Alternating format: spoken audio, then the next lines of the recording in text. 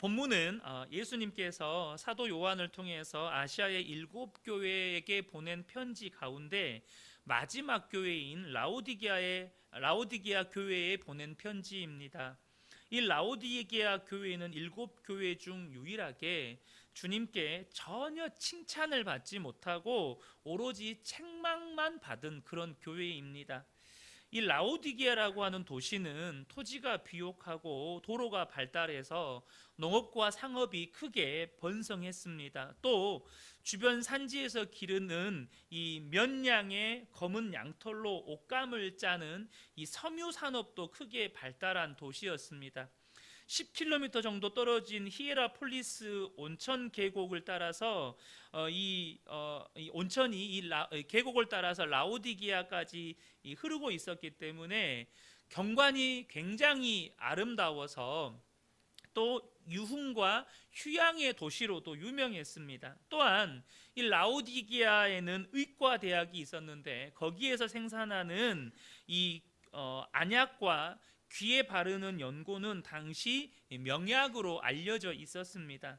그로 인해서 이 라오디게아는 경제적으로 부유할 수밖에 없었는데 어느 정도로 그들이 부유했냐면 AD 60년과 100년에 두 차례 큰 지진이 일어나서 이 도시의 대부분이 이렇게 파괴가 됐습니다. 그런데 그때 이 라오디게아가 굉장히 이제 부유한 도시라고 했잖아요. 로마에서 이 도시 재건을 도와주겠다고 했는데 이 라오디게아가 워낙 돈이 많으니까 그 도움을 거절하고 자기들 스스로 도시를 복구할 정도로 돈이 많았습니다. 그 정도로 이 라오디게아는 부유하다 보니까 영적인 일보다는 세속적인 교만과 이 죄악의 분위기가 도시를 지배했고, 그러한 도시의 분위기가 라오디게아 교회에도 그대로 영향을 미쳤습니다. 그러한 물질적인 풍요로 인한 교만함에 빠진 라오디게아 교회 성도들은 그들 스스로에 대해 큰 착각에 빠져 살았습니다. 17절 상반절을 보면 내가 말하기를 나는 부자라 부요하여 부족한 것이 없다. 그가 스스로 생각할 때 자기는 부자라서 부족한 게 없다는 거예요. 그렇게 생각하고 살았다는 겁니다. 그러나 그것이 앞서 말씀드린 것처럼 그들의 착각이었다는 거예요. 그런 생각에 빠져 사는 라오디게아 교회 성도들을 향해서 주님이 뭐라고 말씀하십니까? 17절 하반절에 내 곤고한 것과 가련한 것과 가난한 것과 눈먼 것과 벌거벗은 것을 알지 못하는도다. 이것이 라오디게아 교회를 향한 예수님의 평가였습니다. 그들의 실상이 부요해서 부족한 것이 없는 것이 아니고 오히려 곤고하고 가련하고 가난하고 눈이 멀었고 벌거벗었다는 거예요. 이 말씀은 우리에게 매우 중요한 교훈을 줍니다. 그것은 주님께 부요함이란 결코 물질적 부요함이 아니라는 것입니다. 주님 앞에서 물질적인 부요함은 결코 자랑이 될 수 없다는 거예요. 부요함의 기준이 주님께는 이 물질적 부요함이 절대 아니라는 거예요. 그들이 지진에 의해서 2번이나 도시가 파괴되었어도 그 주변에 로마의 도움이 필요하지 않을 만큼 돈이 많았지만 그들은 실상 영적으로 곤고하고 가련하고 가난했습니다. 하나님을 아는 지혜와 지식이 없었고 하나님과 하나님 나라에 대한 열망과 헌신도 없었습니다. 그들은 하나님보다 돈을 사랑했습니다. 세상의 부와 향락을 얻을 수 있다면 그들의 영혼도 팔았고 결코 하나님에 대해서 부요해지려고, 다시 말하면 영적으로 충만해지려고 구하지도 않았고 하나님 나라의 영광을 알지도 못했고 그것을 꿈꾸며 살지도 않았습니다. 그들에게 자랑이라곤 그들의 그런 물질적인 우월함과 향락, 그로 인한 사람들의 인정과 부러움의 대상이 되는 것, 이것이 그들의 자랑이었어요. 사람들 앞에서 어깨에 힘주고 다니는 것이 그들의 자랑이었다는 것입니다. 예수를 믿는다고 하면서도 내가 세상에서 얼마나 돈을 많이 벌고 사느냐, 어떤 직업을 가지고 있고 얼마나 성공을 했고 내가 얼마나 인기가 많고 명예를 가지고 있느냐, 이런 것이 그들의 자랑이었다는 것입니다. 당연히 돈이 많으니까 오늘날로 표현하면 명품 옷으로 이렇게 늘 걸치고 살았겠죠. 그곳은 섬유업이 발달한 도시라고 말씀을 드렸잖아요. 그러니까 돈이 많으니까, 그러니까 오늘날로 치면 그냥 명품 옷도 막 걸치고 다니는 거예요. 남들 뭐 1년 벌어서 다 모은 돈으로 살 수도 없는 그런 옷들을 그냥 일상복으로 입고 다니는 거죠. 그런데 정작 그들은 그런 화려한 옷으로 그들의 몸을 가릴 수는 있어도 그들의 죄를 가릴 수는 없었다는 것입니다. 그래서 주님은 그들이 벌거벗었다는 거예요. 그들은 스스로 하나님의 자녀라고 말하지만 죄에서 정결함을 입지 못했고 거룩함을 알지 못했고 그들의 삶의 경험에 예수님이 없었습니다. 이런 그들의 모습은 마치 곡식을 쌓아두고 안심했던 어리석은 부자와도 같다는 거예요. 부자의 어리석음이 무엇입니까? 그가 얼마나 많은 소출을 거두었던지 창고를 새로 지어야 했을 정도였습니다. 그런데 그 부자의 어리석음은 이 물질적인 부요함이 자기의 영혼에도 평안함을 줄 것이라고 생각했다는 거예요. 그는 결코 하나님에 대해서 부요하지 못했다는 것입니다. 누가복음 12장 19절과 21절을 보면 또 내가 내 영혼에게 이르되 영혼아 여러 해 쓸 물건을 많이 쌓아두었으니 평안히 쉬고 먹고 마시고 즐거워하자 하리라. 저는 이 말씀을 이렇게 볼 때 우리가 어떤 노후를 보내야 할 것인가에 대해도 저와 여러분이 정말로 깊은 고민이 있어야 한다고 저는 생각을 합니다. 우리가 여러분 많은 사람들이 노후를 위해서 무엇을 준비합니까? 노년에도 충분히 먹고 살 수 있는 돈을 쌓는 일에 참 많은 준비를 합니다. 거기에 많은 열정과 시간을 쏟습니다. 그런데 주님이 뭐라고 말씀하시죠? 그건 어리석은 일이라는 거예요. 21절에 자기를 위하여 재물을 쌓아두고 하나님께 대하여 부유하지 못한 자가 이와 같으니라. 여러분, 저와 여러분이 노년에 경제적으로 어렵지 않을 만큼 많은 부를 쌓아놓았다 할지라도 진짜 어리석은 것은 하나님께 대하여 부유하지 못하면 여러분 그 사람은 진짜 어리석은 사람이라는 거예요. 우리가 노년을 잘 준비한 건 뭘 준비해야 되느냐? 하나님께 대해 부유한 자가 되어야 된다는 것입니다. 여러분, 우리가 노년이 되면 될수록, 나이가 들면 들수록 인간관계는 끊어집니다. 자연스럽게 끊어져요. 무슨 말이냐면 점점 주님 품에 안기는 사람들이 많아져요. 그렇지 않겠습니까? 내가 알고 지냈던 사람들이, 내 또래 사람들이 다 이제 땅에 묻힌다고요. 나와 함께 놀아줄 사람도 없어요. 그리고 정작 죽음은 홀로 주님 앞에 서야 되는 거예요. 그럼 도대체 뭐가 남는 거죠? 제가 얼마 전에도 말씀 통해 나누었지만 하나님과의 관계만 남는 겁니다.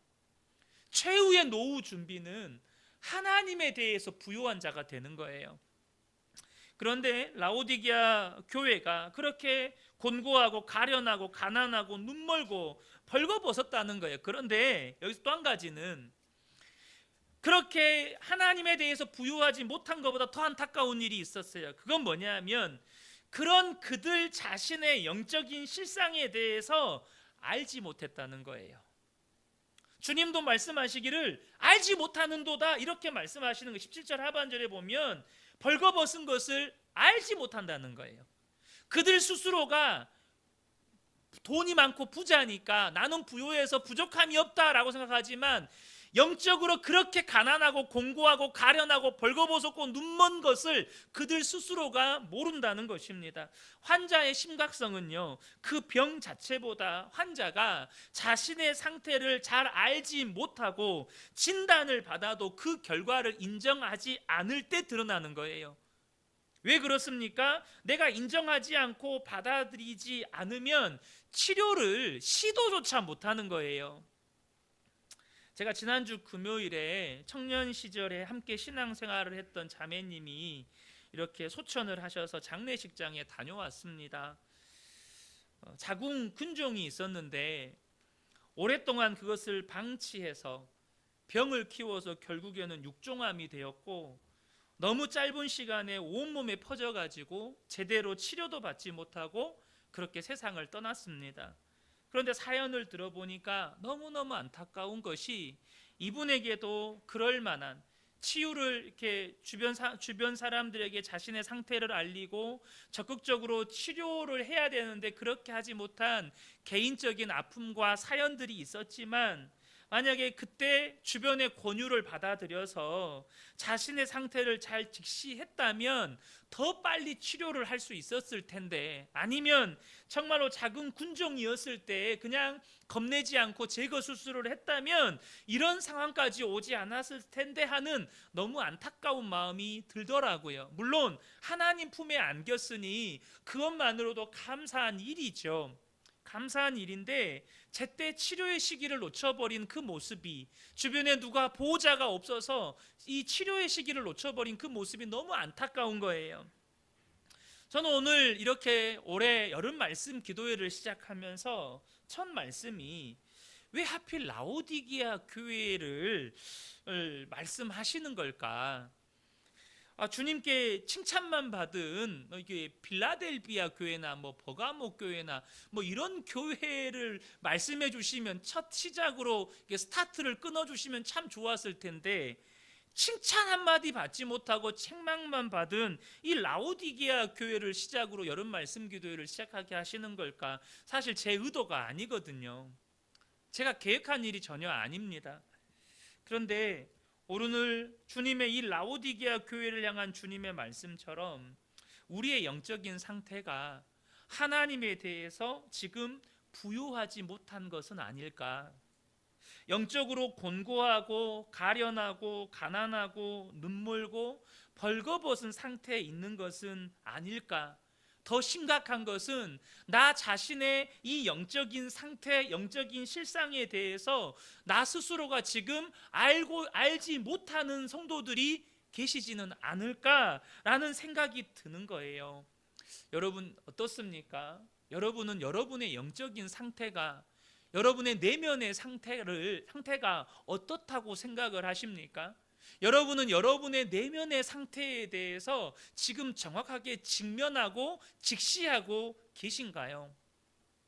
저는 오늘 여기서 두 가지 기도 제목 나누고 함께 오늘 말씀을 붙잡고 기도했으면 좋겠습니다.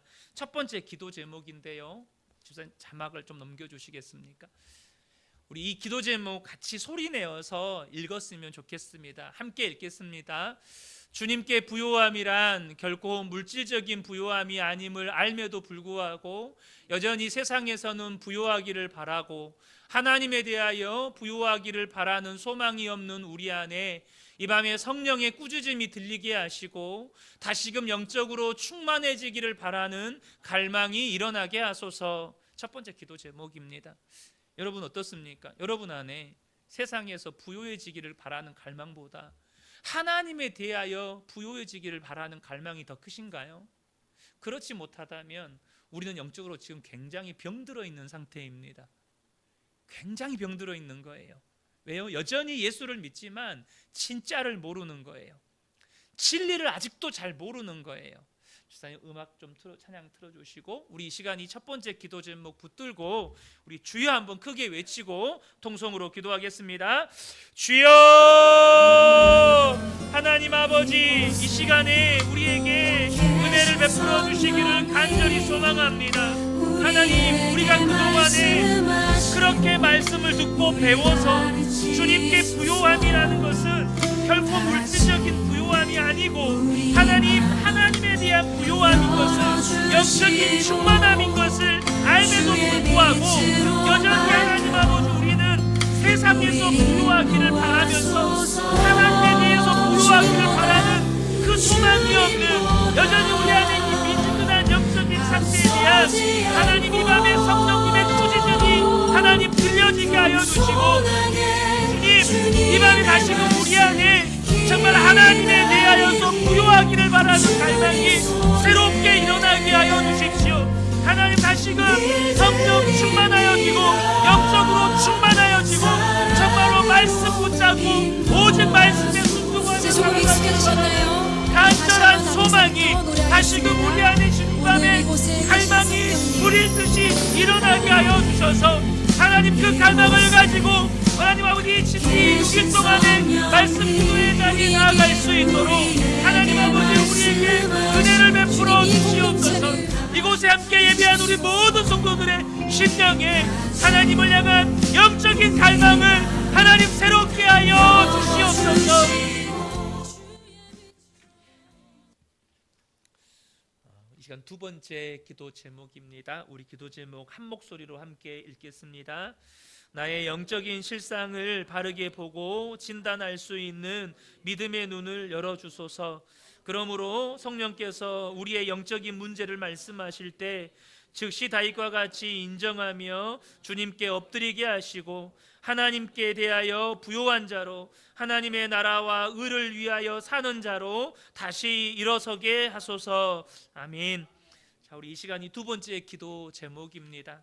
분명히 하나님께서 이 말씀 기도회를 진행해 가면서 우리에게 말씀해 주시는 게 분명히 있을 거예요. 어떤 분에게는 너 이거 회개해야 된다라고 말씀하시는 분도 계실 거고, 또 어떤 분에게는 너 지금 이 문제 반드시 하나님 앞에서 해결받아야 된다 이렇게 말씀하시는 분도 계실 거예요. 중요한 건 주님은 말씀하시는데 내가 그것을 정직하게 직면하고 다윗처럼 인정하고 하나님 앞에 엎드림으로 나아가느냐는 것입니다. 우리 안에 다윗과 같은 은혜, 다윗과 같은 겸손한 심령이 부어졌으면 좋겠습니다. 이 시간에 우리 주여 한번 외치고 이 기도 제목 붙들고 함께 기도하겠습니다. 주여! 하나님 아버지, 다시 한번 우리가 주의 말씀 붙들고 기도합니다. 하나님, 우리에게 하나님 나의 영적인 실상을, 내 속에 있는 내 믿음의 상태를, 내 내면의 영적인 상태를 다르게 보고 진단할 수 있도록 하나님 우리의 믿음의 눈을 열어주시기를 간절히 소망합니다.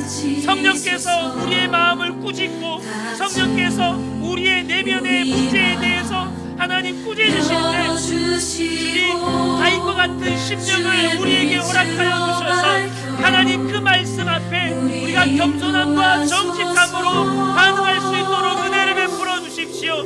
하나님 정직하게 인정하게 하시고 겸손하게 하나님 앞에 엎드리게 하시고, 그래서 하나님 아버지 이제는 우리가 세상에 부요한 자가 아니라 하나님에 대하여 부요한 자로 하나님의 나라와 의를 위하여 사는 자로 다시금 하나님 우리 안에 믿음이 회복되고 하나님을 향한 믿음 열정이 회복되고 우리 안에 하나님을 경외하는 마음이 회복되어지고 우리 안에 하나님을 사랑하는 마음이 회복되어져서 정말로 주의 나라와 주를 위해 주의 의를 위해 사는 자들로 온전한 하나님의 사람들로 이 밤에 다시금 일어설 수 있도록 주님 우리에게 은혜를 베풀어 주옵소서. 정말로 주님과의 처음 사랑이 회복되어지고 놀라운 하나님의 은혜가 우리 안에 회복되어질 수 있도록 주님 역사하여 주시옵소서.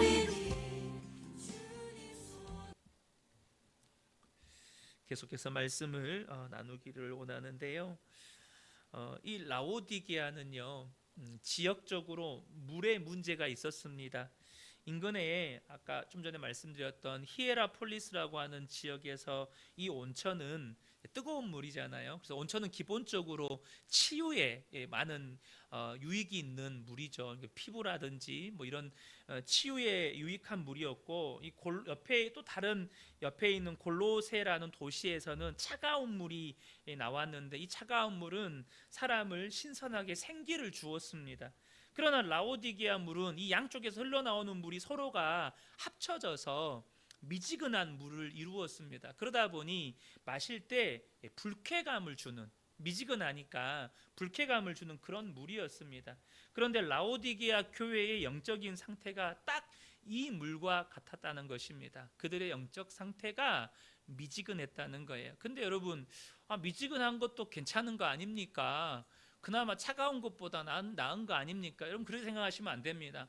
아까 말씀드렸던 차가운 물은 하나님을 모르고 전혀 불신앙적인 삶이 아니라 그런 상태를 말하는 게 전혀 아니에요. 차가운 물이든 뜨거운 물이든 사람을 유익하게 하고 살게 하는 그런 물이었다는 거예요. 그런데 이 라오디게아 물은 오히려 불쾌감만 주는 그런 물이었는데, 문제는 이 라오디게아 교회의 영적인 상태가 병든 자를 치유하지도 못했고 삶에 지치고 힘든 자들을 위로하지도 못하는 무기력한 공동체가 되어 있었다는 것입니다. 그러니까 영적으로 아무런 힘과 능력이 없었다는 거예요. 세상의 빛과 소금으로 그들의 착한 행실로 정말 주님의 빛을 세상에 비추고 또 주님의 맛을 내야 하는데 세상과 똑같은 색깔과 세상과 똑같은 맛을 내고 있는 거예요. 교회에 나오면 누가 더 부장과 서로 자랑하고 있고 내가 이번에 어디랑 뭐 사업을 해가지고 돈을 이만큼 벌었다고 뭐 그런 거 자랑하고 있고 뭐 그러고 있는 거예요. 이번에 내가 명품 옷을 샀는데 어쩌냐고 보기 좋냐고 뭐 그런 자랑만 교회 나와서 주구장창하고 있는 거예요. 그래서 주님의 말씀처럼 세상에 밟히는 그런 교회가 되어버렸다는 거예요. 그런 영적 상태에 있는 라오디게아 교회를 향해서 하시는 말씀이 15절 16절 말씀입니다. 내가 내 행위를 아노니 내가 차지도 아니하고 뜨겁지도 아니하도다. 내가 차든지 뜨겁든지 하기를 원하노라. 그러니까 믿든지 안 믿든지가 아니에요. 차든 뜨겁든 정말로 사람을 살릴 수 있고 생기를 불어넣어 줄 수 있는 그런 교회가 되어야 된다는 거예요. 근데 내가 이같이 미지근하여 뜨겁지도 아니하고 차지도 아니하니 내 입에서 너를 토하여 버리리라. 주님이 버리시겠다는 겁니다. 여러분, 여기서 우리가 영적으로 미지근하다는 말이 무슨 의미인지 정확히 알게 되죠. 능력이 없다는 겁니다. 영적인 능력도 힘도 전혀 없는 교회가 되어버렸다는 거예요. 여러분은 우리 교회를 볼 때 어떤 교회라는 생각이 드십니까? 여러분은 여러분 자신을 볼 때 여러분은 어떤 성도라는 생각이 드십니까? 우리 교회는 영적으로 병든 자를 치유할 수 있는 그런 교회입니까? 삶에 지치고 낙심되고 그런 성도들이 그런 사람들이 오면 위로받을 수 있고 힘을 얻을 수 있는 그런 공동체입니까? 여러분은 영적으로 병든 여러분의 자녀나 혹은 성도들을 치유할 수 있을 만큼 영적으로 부유하고 풍요로운 사람입니까? 여러분의 자녀나 누군가가 삶에 지치고 그렇게 낙심되어서 여러분에게 왔을 때 여러분을 통해서 위로받고 힘을 받을 수 있는 그런 분들이신가요? 우리 교회가 미지근한 교회인지 아닌지 또한 나 자신이 영적으로 미지근한 성도인지 아닌지는 우리 교회를 통해서 혹은 나를 통해서 치유받고 위로받는 사람이 있느냐 없느냐를 통해서 알게 되는 것입니다. 정말 나를 통해서 새 힘 얻는 사람이 있는가? 나를 통해서 위로받는 사람이 있는가? 나를 통해서 삶에 지치고 낙심된 사람이 새롭게 삶을 살아갈 힘을 얻고 주님을 바라볼 동력을 얻고 그러고 있느냐는 거예요. 그러지 못하다면 나는 아무리 기도를 많이 하고 아무리 전도를 많이 하고 아무리 내가 뭔가 헌신을 하고 해도 그건 미지근한 거예요. 사랑하는 성도 여러분, 또 한 가지 질문을 드려보고 싶어요. 그게 뭐냐면 여러분은 교회를 향한 꿈과 소원이 있느냐는 거예요. 교회를 향한, 우리 그은혜 교회를 향한 꿈과 소원이 있느냐는 거예요. 정말로 그 꿈을 생각하면 눈물 날 만큼 그런 간절한 소망이 있느냐는 거예요. 그걸 생각하면 막 눈물이 나고 정말로 그렇게 되기를 간절히 바라는 그런 소망 말입니다. 저는 우리 교회가 영적으로 병든 자가 오면 치유받는 교회가 됐으면 좋겠습니다. 여러분, 교회에는 누가 옵니까? 주님이 말씀하셨습니다. 병든 자라야 주님 앞에 오는 거예요. 병든 자들 오는 거예요. 정상인들, 건강한 사람들 안 옵니다. 자기가 건강하다고 생각하는 사람들은 안 와요. 자기가 누군가가 필요하고 도움이 필요하고 은혜가 필요하고 그런 절실한 사람들이 옵니다. 그럴 때 정말로 삶에 지치고 힘든 자들이 위로받고 새 힘을 얻는 교회가 되었으면 좋겠습니다. 큰 교회 말고요, 교회의 화려함을 자랑하고 프로그램을 자랑하고 우리 교회가 예배가 이렇게 예배팀이 잘 갖추어져 있고 무슨 탁월한 목사의 설교가 탁월하고 이런 거 말고요, 우리 교회로 오면 예수님 만난다. 우리 교회는 예수님 외에는 자랑할 것이 없는데 예수님을 만난 사람마다 다 회복되고 가정이 회복되고 삶의 꿈이 회복되고 삶의 소망이 회복되더라. 이건 저 목사 개인의 소망이 아니고 여러분 주님의 소망입니다. 이것이 저와 여러분의 소망이 되었으면 좋겠습니다. 이 시간에 한 가지 더 놓고 우리가 기도했으면 좋겠어요.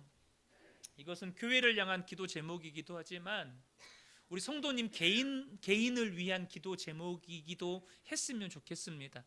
여러분은 어떤 성도가 되기를 원하시느냐는 거예요. 세 번째 기도 제목 우리 함께 읽겠습니다. 우리가 미지근한 교회에 미지근한 성도가 되지 않게 하소서. 영적으로 병든 자들이 왔을 때 치유받을 수 있고 삶에 지치고 힘든 자들이 왔을 때 위로해주고 격려해주고 다시 일어설 수 있게 만들어줄 수 있는 교회와 성도들이 되게 하소서. 그런 주님의 갈망이 우리 안에도 일어나게 하소서. 아멘. 여러분, 아마 이 기도 제목을 읽으실 때 혹시 생각나는 분들 계십니까? 이분은 정말 꼭 회복됐으면 좋겠다.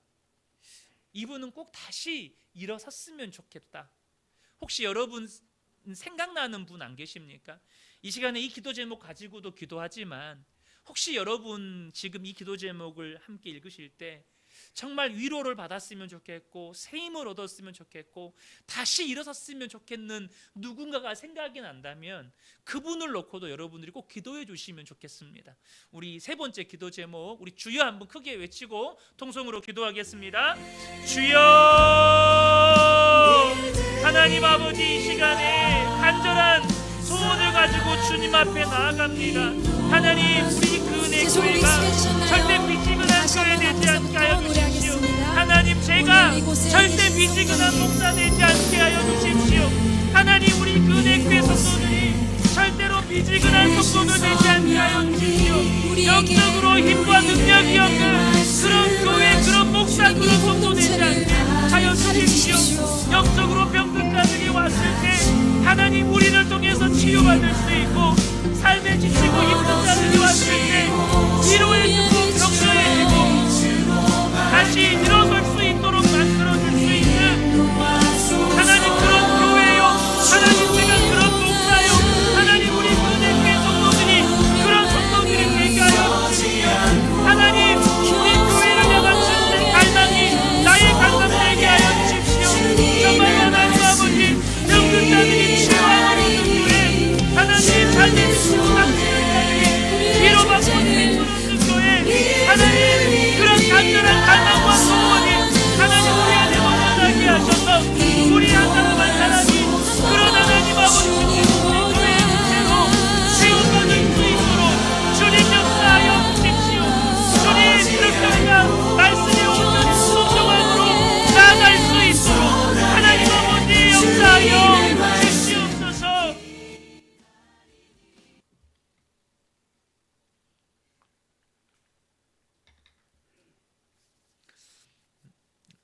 이제 그러면 우리 안에 이 미지근함에서 벗어나야 되잖아요.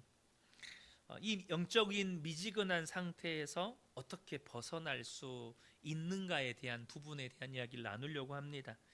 주님께서는 오늘 본문에 라오디게아 교회의 영적인 빈곤에 대해서 구체적인 처방을 주십니다.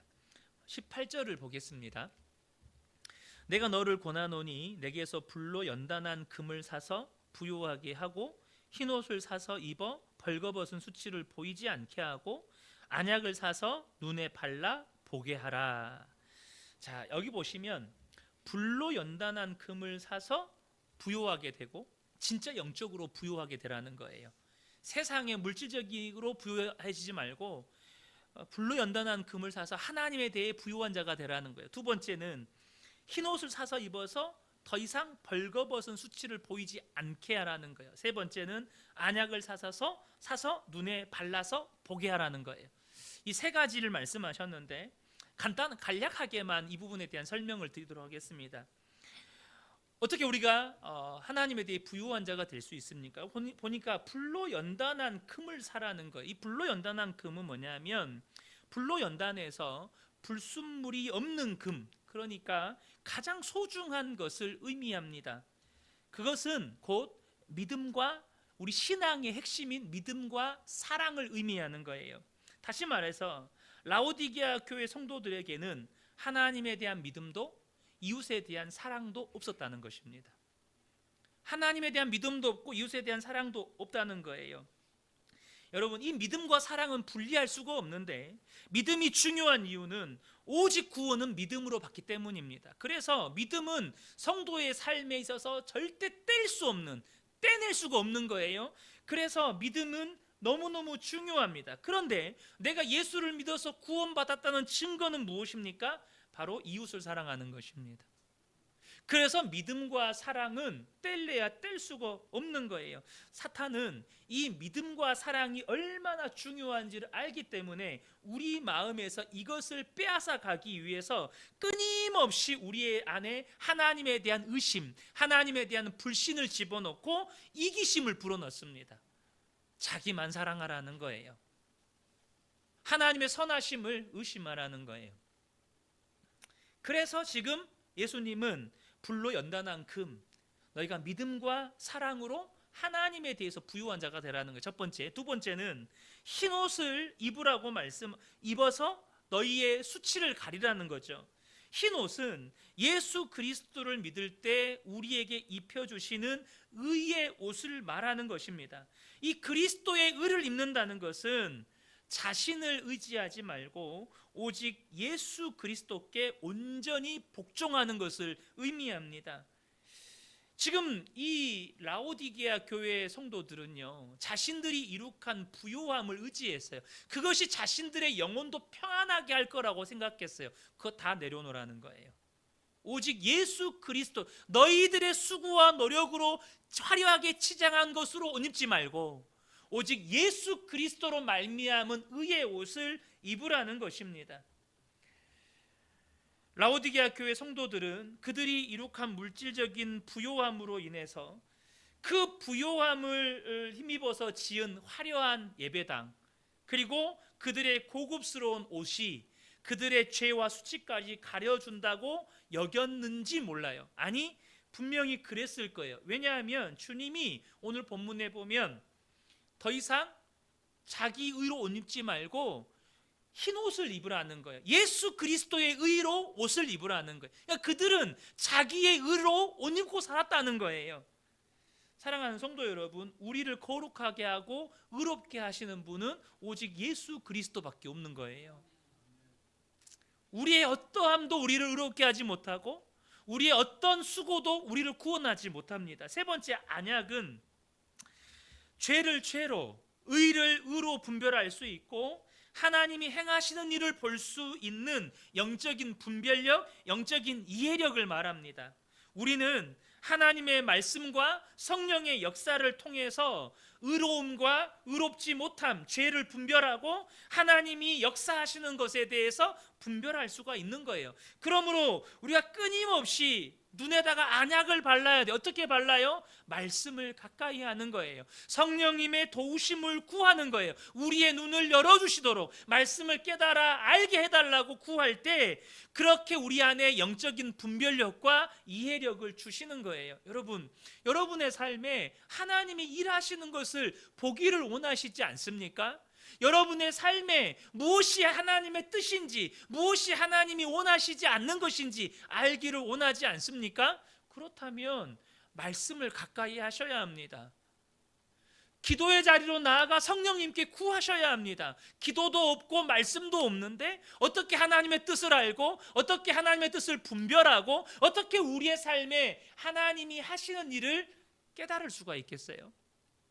이 세 가지를 말씀하셨는데 본문 우리가 자세히 보시면 이 세 가지는 단순히 그것을 구하는 것이 목적이 아니라 현재 이 라오디게아 교회가 예수님께서는 이 라오디게아 교회를 향해서 진정으로 바라시는 게 있었어요. 그게 뭐냐면 19절입니다. 19절에 보면 물은 내가 사랑하는 자를 책망하며 징계하노니 그러므로 내가 열심을 내라 회개하라.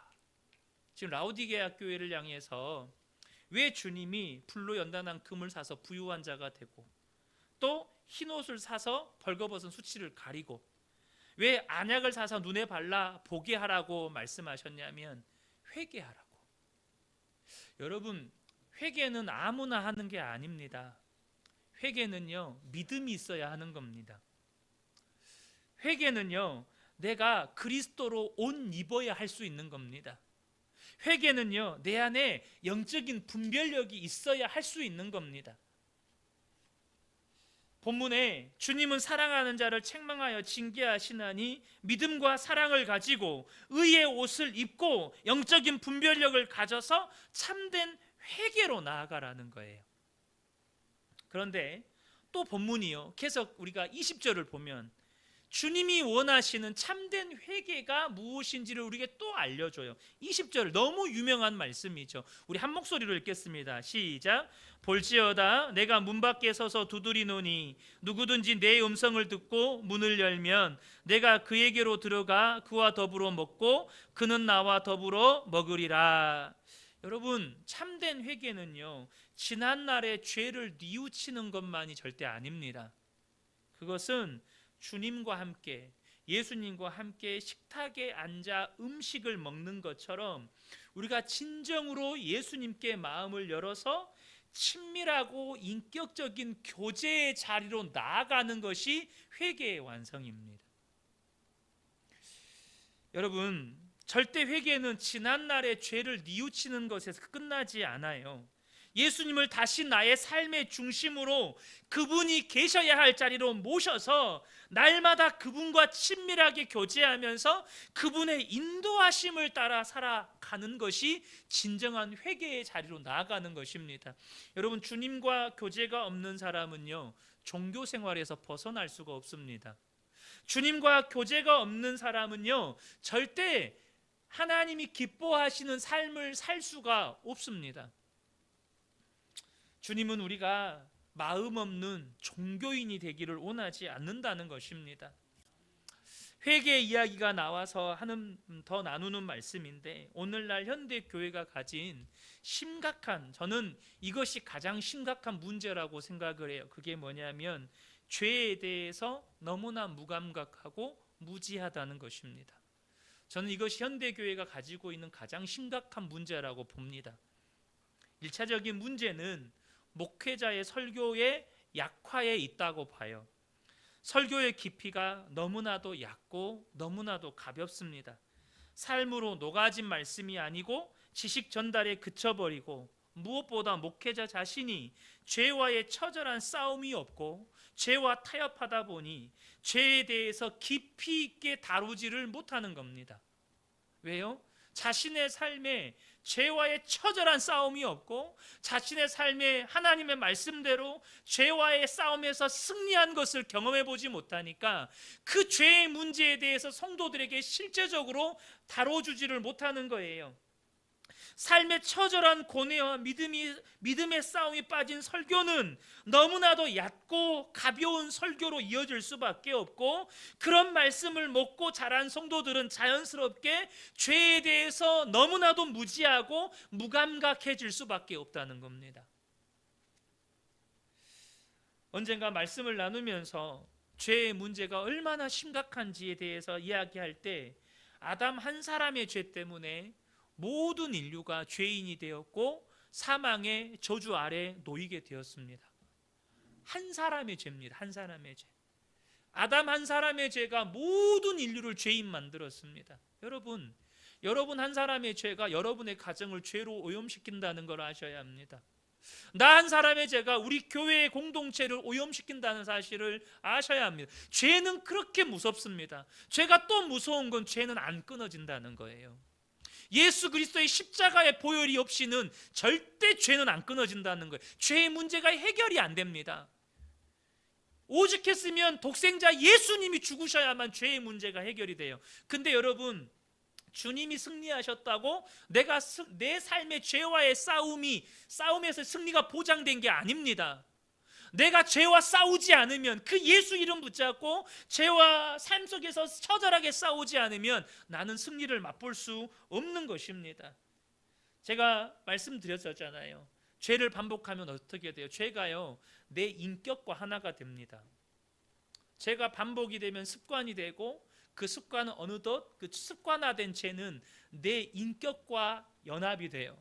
그래서 그냥 내 성품 속에서, 내 인격 속에서, 내 말과 행동 속에서 그냥 죄가 묻어 나옵니다.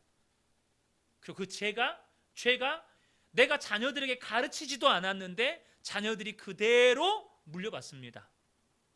그것을 죄의 세력이라고 말씀을 드렸죠. 어느 순간 그 가문에 죄가 세력을 형성해서 대를 이어서 똑같은 죄의 습성들을 자녀들이 물려받습니다. 얼마나 죄가 여러분 우리의 삶에서 안 끊어지는지 몰라요.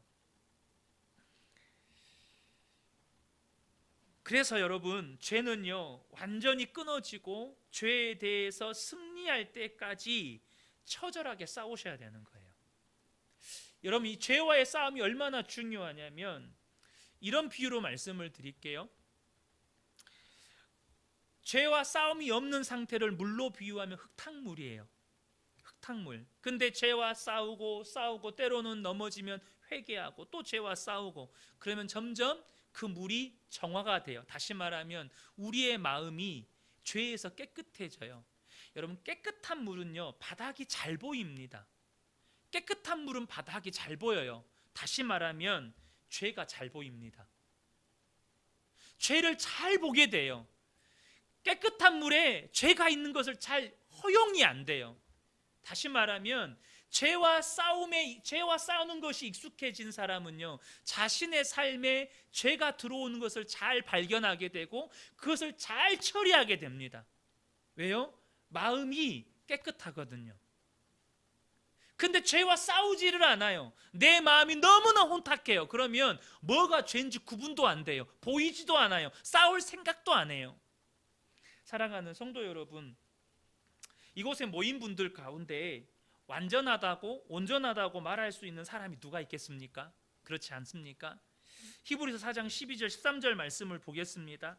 하나님의 말씀은 살아있고 활력이 있어 좌우의 날선 어떤 검보다도 예리하여 혼과 영과 및 관절과 골수를 찔러 쪼개기까지 하며 또 마음의 생각과 뜻을 판단하나니 지으신 것이 하나도 그 앞에 나타나지 않음이 없고 우리의 결산을 받으실 이의 눈앞에 만물이 벌거벗은 것 같이 드러나느니라. 여러분, 이 말씀은요 하나님의 말씀은 좌우의 날선 검처럼 예리하여서 우리의 혼과 영과 관절과 골수와 마음과 생각과 뜻까지 쪼개고 판단하신다는 거예요. 그러면 여러분, 우리 안에 하나님의 말씀을 들을 때, 우리의 마음과 생각을 찔러 쪼개기까지 하는 그 말씀을 들을 때 우리의 마음에 찔림이 있어야 하고 뉘우침이 있어야 하지 않겠습니까? 여러분, 그렇지 않나요? 하나님의 말씀을 들을 때 우리 안에 정말로 찔림이 있어야 된다는 거예요. 베드로가 성령을 받은 다음에 담대하게 예루살렘 사람들에게 예수 그리스도를 전했습니다. 그들의 반응이 무엇입니까? 사도행전 2장 37절 38절 오직 예수님을 전했을 뿐이에요. 그런데 그들의 반응은 그들이 이 말을 듣고 마음에 찔려 베드로와 다른 사도들에게 물어 이르되 형제들아 우리가 어찌할꼬 하거늘 베드로가 이르되 너희가 회개하여 각각 예수 그리스도의 이름으로 세례를 받고 죄사함을 받으라. 그리하면 성령을 선물로 받으리니. 여러분, 말씀을 들을 때 찔림이 있는 것은 복입니다. 말씀을 들을 때 그 말씀에 내 마음과 내 심령이 반응하는 건 복이에요. 근데 말씀을 들었는데 반응이 안 돼요. 저게 무슨 말씀인고? 도대체 뭘 말씀하려고 하는 것인고? 물론 말씀이 명확하지 못해서 의미를 이해하지 못하는 것이라면 다시 한번 더 구체적인 설명을 요구할 수 있겠지만 그 말씀이 지금 나를 향해서 하시는 말씀인데도 내 마음에 찔림이 없고 내 마음에 요동함이 없고 말씀 앞에 반응함이 없다면 여러분, 우리의 지금 영적인 상태가 지금 거의 빈사 상태에 있는 것입니다. 저는 우리 성도님들 정말로 복받는 분들이 되시기를 축복합니다. 누가 복 받습니까? 하나님의 말씀을 즐거워하여서 주야로 묵상하는 사람들, 그 말씀 앞에 전심으로 반응하는 사람들.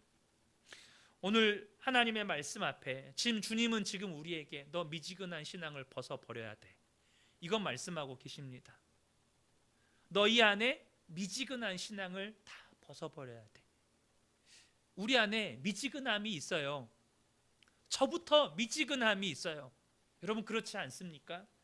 오늘 이 말씀 앞에 정말 저와 여러분 안에 간절한 갈망이 일어나고 이제는 말씀 앞에 믿음으로 반응해서 이 라오디게아 교회가 믿음으로 반응했을 때 주님이 받게 될 것이라고 약속하신 복이 있어요. 그게 뭐냐면 이기는 자가 되어 아버지 보좌 앞에 함께 앉게 되는 그 복을 주신다고 하셨어요. 여러분 저와 여러분이 아버지 보좌 앞에 함께 앉는 자가 되었으면 좋겠습니다. 누가 받아요? 이기는 자가 받아요. 죄와 싸워서 이기는 자가 받아요. 세상과 싸워서 이기는 자가 받아요. 그것이 오늘 말씀의 결론입니다. 저와 여러분이 말씀 앞에 정말로 간절한 소망과 갈망으로 반응해서 죄와 싸워서 이기고 우리 안에 미지근함을 다 벗어버리고 정말로 이제는 이기는 자로 살아서 정말 하나님의 영광의 보좌에 함께 앉는 복된 분들 되시기를 예수님의 이름으로 축복합니다. 아멘. 함께 기도 제목 나누고 우리 기도의 자리로 나아가기를 원합니다. 네 번째 기도 제목입니다. 우리 기도 제목 한 목소리로 읽겠습니다. 우리 안에 참된 믿음과 사랑이 회복되게 하소서. 나의 의로 옷 입지 않고 오직 예수 그리스도로 옷 입는 자들이 되게 하소서. 성령께서 말씀으로 깨우치시고 가르치시사 영적인 이해력과 분별력을 갖게 하셔서 주님과 친밀하고 인격적인 교제를 누리는 참된 회개로 나아가게 하소서. 아멘. 이 시간에 먼저 우리가 이것을 구했으면 좋겠습니다. 이 시간에 정말로 불로 연단한 금, 흰 옷, 안약을 우리가 사서 정말로 하나님 앞에 나아갈 수 있는 자가 되었으면 좋겠고, 정말 우리 이 말씀 기도회를 통해서 우리 모든 성도님들이 정말 예수님과의 친밀한 관계가 정말 회복되어졌으면 좋겠습니다. 우리 시간 주여 함께 외치고 통성으로 기도하겠습니다. 주여, 하나님 아버지, 우리 안에 정말 주님과 사랑이 회복되게 하여 주십시오. 하나님, 정말로 예수님만을 믿는 믿음이 우리에게 하여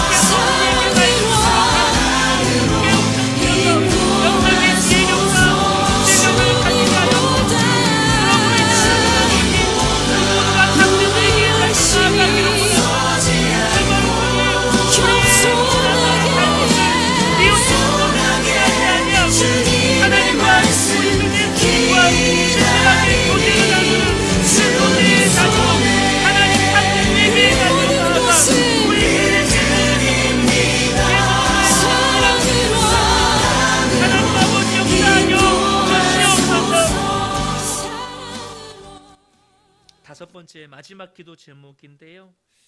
우리 다섯 번째 기도 제목 한 목소리로 읽고 함께 또 기도의 자리로 나가겠습니다. 함께 읽겠습니다. 우리가 영적으로 깨어있는 삶을 살게 하소서. 하나님의 말씀을 들을 때 말씀의 찔림을 받게 하시고 죄에 대한 심각성과 무서움을 깨달아 죄와 피 흘리기까지 싸우는 자들이 되게 하소서. 그리하여 주님께서 약속하신 아버지 보좌에 함께 앉게 되는 복을 누리게 하소서. 아멘. 제가 한 PPT 한 면의 기도 제목을 다 넣으려고 하다 보니까 되게 많이 축약을 했어요. 저는 정말 우리 성도님들이 이기는 자가 되기를 원합니다. 세상의 죄의 유혹과 싸워서 이기고 마귀와 싸워서 이기고 정말 이기는 자가 되었으면 좋겠습니다. 이기는 자가 아버지 보좌에 함께 앉는 영광을 얻게 되는 것입니다. 이 시간에 이 기도 제목 붙잡고 함께 기도하시고, 또 이제 여러분 안에 하나님께서 오늘 말씀을 통해서 주신 도전이든 또 이 말씀 기도회 가운데 여러분이 간절한 또 가지고 있었던 소원이 되었던 주님 앞에 마음껏 기도하시다가 이렇게 자유롭게 돌아가시면 좋겠습니다. 우리 주여 간절히 외치고 통성으로 기도하겠습니다.